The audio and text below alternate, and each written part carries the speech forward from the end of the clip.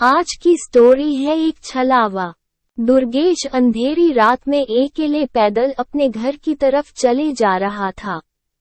क्योंकि दुर्गेश अपने खेतों के काम से पास के ही गांव में गया हुआ था, पर उसे वहां से वापस निकलने में ही लगभग रात के 9 बज गए थे। और इसी वजह से दुर्गेश ने सोचा कि खेतों के बीच से जो रास्ता जाता था उससे जाना ही सही समझा, क्योंकि खेतों से जो रास्ता होकर जाता था उससे दुर्गेश के घर जाने में समय बहुत कम लगता था। इसलिए दुर्गेश वहां से ही जा रहा था और वो अभी लगभग थोड़ा ही आगे गया होगा, तभी उसे किसी बच्चे के रोने की आवाज सुनाई देने लगी। इस कहानी को ऑडियो में सुने। आवाज सुनकर दुर्गेश ने अपने आसपास देखा, पर आसपास तो कोई नहीं था। पर उसे आवाज इतनी तेज और साफ सुनाई दे रही थी कि उसे ऐसा लग रहा था कि कोई बच्चा आसपास ही रो रहा हो।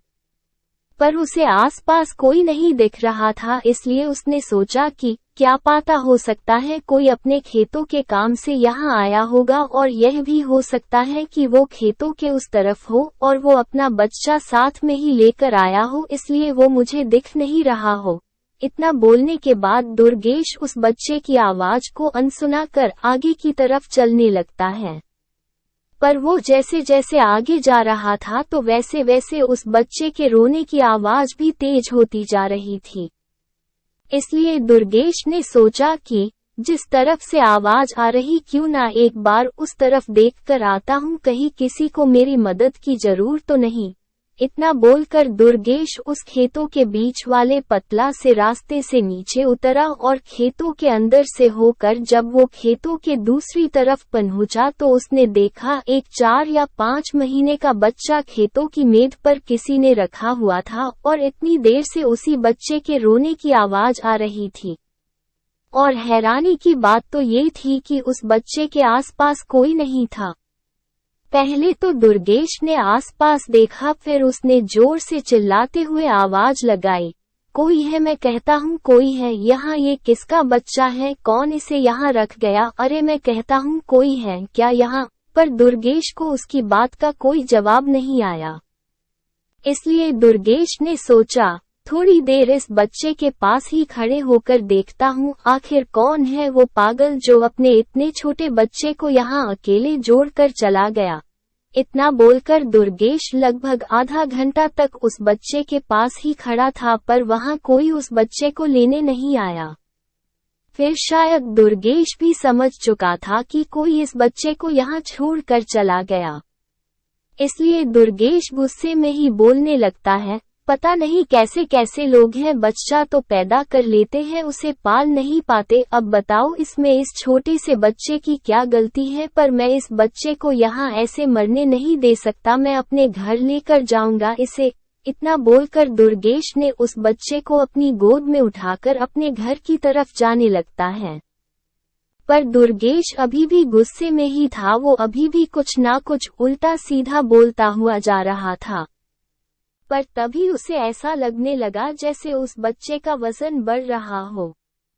पहले तो उसने सोचा कि शायद यह उसका कोई वहम होगा, इसलिए वो इस बात पर कुछ ज्यादा ध्यान नहीं देता, पर वो जैसे जैसे आगे जा रहा था तो वैसे वैसे उस बच्चे का वजन भी बढ़ते जा रहा था। और उस बच्चे का वजन इतना हो गया था कि अब उससे वो 4 या 5 महीने का बच्चा भी नहीं उठ रहा था। पर तभी दुर्गेश ने उस बच्चे के पैरों की तरफ देखा तो उसके अंदर एक डर की हवा सी चलने लगी, क्योंकि उसने देखा उस बच्चे के पैर अब इतने बड़े हो गए थे कि वो बस जमीन में टच होने ही वाले थे। ये देखकर दुर्गेश ने तुरंत उस बच्चे को अपनी गोद से फेंक दिया।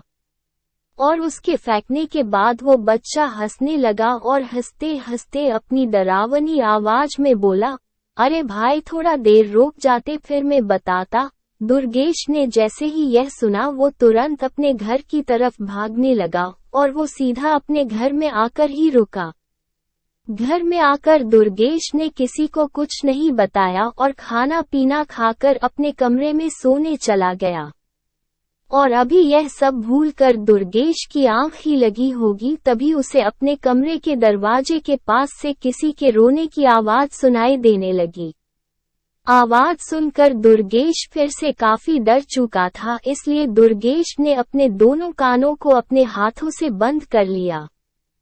पर उसका भी उसे कोई फायदा नहीं हुआ, क्योंकि उसके कान बंद करने के बाद वो रोने की आवाज और बढ़ गई। और अब आवाज इतनी तेज हो गई थी कि अब वो उस आवाज के कारण सोना तो दूर की बात, वो सही से वहां बैठ भी नहीं पा रहा था। और इसी के चलते दुर्गेश हिम्मत करते हुए अपने बिस्तर से उठा और दरवाजे की तरफ गया, और जैसे ही उसने अपने कमरे का दरवाजा खोला तो उसे बाहर कोई नहीं दिखा, और साथ ही जैसे ही उसने दरवाजा खोला वैसे ही वो जो रोने की आवाज उसे परेशान कर रही थी वो आवाज भी बंद हो गई।